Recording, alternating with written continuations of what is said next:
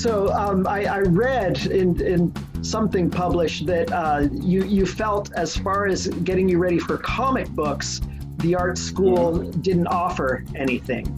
No, that's right. Comics. I mean, I was at art school 69 to 74, and during that time, I was supposed to be doing, well, the first year was called a foundation course where you just mucked about and you tried to decide what form of art you were good at. And they said, well, he's not really very good at anything. He ought to go and do a graphic design course. So I spent 3 years doing a course in graphic design, which is typography, mainly typography and design. Illustration was a fairly small part of that because most of the tutors were typographical. They knew about typography and design, but they weren't illustrators. And certainly there was no interest in comics at all. I mean, all through that time, comics was never looked upon as anything artistic at all.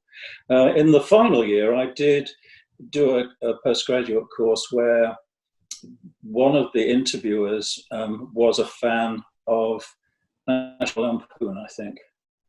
Do you remember National Lampoon, the magazine? Yeah. And a French magazine called Harry Curie, which had comic strips in it. And I think he saw in me something of a like-minded person, and he gave me a year doing this course, during which I produced one single printed comic book called Suddenly at 2 o'clock in the Morning. Have you seen it? I haven't seen that one, no. I shall have to find it for you. I'll put it up on screen if I can find it. Yeah, that'd be great. So you mentioned that you didn't think you would be finding a career in comics. How did you wind up? But was it just because Gibbons? Well, I knew that people made a profession out of it. I mean, there were certain big names in the world of comics that we as youngsters knew about. There was Frank Hampson, who drew Dan Dare in The Eagle, Frank Bellamy, who also drew in The Eagle, which was a 50s sort of educational comic, really, and Ron Embleton, and also some very good artists working in newspaper strip cartoons. Not cartoons, newspaper strip work.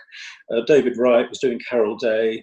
Sidney Jordan was doing Jeff Hawke. So we did know and were fans of professionals who were making a living at this sort of thing. So we knew it was a career. I never really thought that I'd be able to join that group.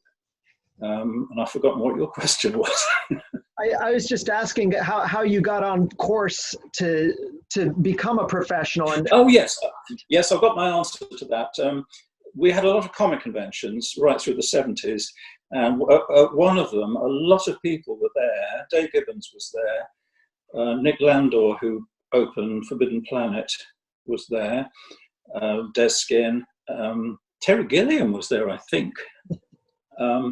And all of those people who were still just fans later moved into either drawing for a living or writing for a living or publishing or opening a bookshop. So there was a sort of little in crowd of people who sort of swelled into that whole area. And so we were able to become professional. I mean, I started out working for £17 a page. I don't know what that is in dollars. Not very much, is it? Doing a thing called Power Man for a small publisher in Suffolk, which is the county where I live, that was published in Nigeria. And so that was 2 years of solid work for me. Uh-huh. And were you did you have day jobs at that time, or were you working and Oh, hell no, hell no. I mean, drawing Power Man was a total full-time job. Uh-huh. I had to draw.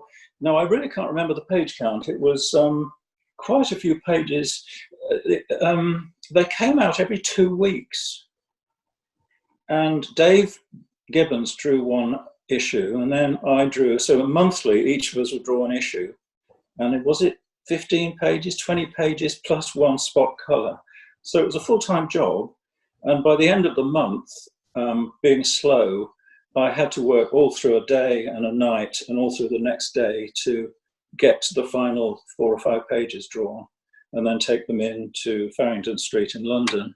So there wasn't time for a day job. Yeah, and was I this? barely had. Sorry?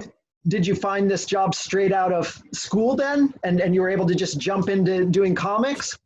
No, I left art school in probably September. No, probably the middle of '74, and then Dave recommended this agent, and the work wasn't immediately forthcoming, and I spent a lot of time producing samples of various kinds of comics that were, there at the time. I drew some Napoleonic War stuff and some Second World War stuff, and also I think I did a couple of Gothic stories. We have a publisher in Britain called DC Thompson, who are in Scotland, and they bought a few of my pages, but it was pretty dispiriting time for me because I didn't really see any particular future until this big job, Power Man, 20 pages a month or whatever it was, came along. So I did have a few months of where I didn't know what was going to happen. Boy, yeah. So it worked out that you landed a big chunk of work that paid enough to live off of, I assume, and kept you busy. Well, yeah. Did it pay enough to live on? I mean, £17 a page, 50. What does that come to? I think I got subsidised by my dad a bit. Okay. Who was a farmer. He was a farmer. So I kind of sponged off him a little bit, but I was able to afford the rent in a few places in around London, I guess. Yeah, I wanted to step back just a little bit, back to the education and art school.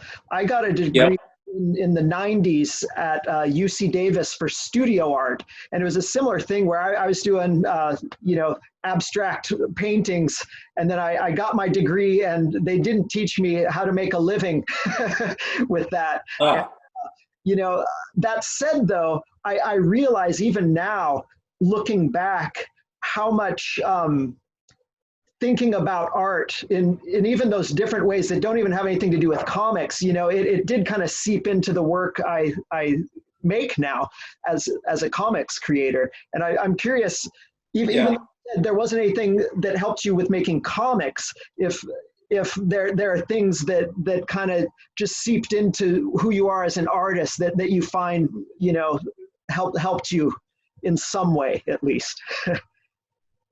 Well, I mean, going through art school, you take in a whole range of stuff. I mean, you can get very pretentious as an art student, and I'm still just as interested in abstract art and conceptual art as we're always going to the Tate Modern. I love Ai Weiwei, for instance, the terrific Chinese artist, and Anthony Gormley's sculptures. And I think even though we're drawing these superheroes or whatever they are, in the back of your head, you have a whole range of references that you can remember. Salvador Dali, Magritte, all kinds of things. Fusili, is it Fusili? I've copied Fusili. He's an artist. Do you know who he is? I can't remember his period. I don't know how to pronounce it. Fusili, I think. A couple of times I've aped one of his paintings on an Invisibles cover or something or other. So there are all of these kind of fine art references that you can draw on. So yes, I guess so. And sometimes I think I'm actually a kind of sort of contemporary fine artist masquerading as a comic book artist and just getting away with it without being spotted. Because I mean, if you look at I think if you look at my work, I think I'm not sure I'm actually taking it very seriously, a lot of this stuff. I'm actually sneaking in some sort of subversive elements that I'm hoping that not everyone spots.